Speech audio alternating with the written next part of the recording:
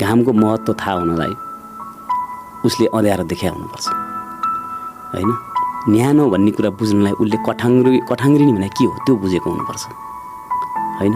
पैसाको महत्त्व बुझ्नलाई उसलाई अभाव थाहा हुनुपर्छ एकदम होइन। अनि कस्तो भइदिन्छ धेरै जसो मैले विशेष गरी अभिभावकहरूले चाहिँ छोराछोरीलाई जे भन्यो त्यही पुर्याइदिएर हुर्काइदिएर हुन्छ होइन।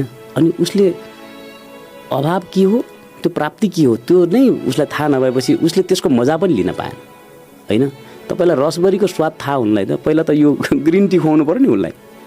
ओहो कस्तो टर्रो भयो भनेपछि अनि पछि पो त्यो रसबरी खाँदा आहा भन्ने भयो त। उसलाई बिहानदेखि बेलुकासम्म रसबरी खुवाइरहनु भयो भने उसलाई त्यो अर्को रसबरी के हो त्यो रसबरी के होइन। त्यस्तो लाग्छ मलाई चाहिँ।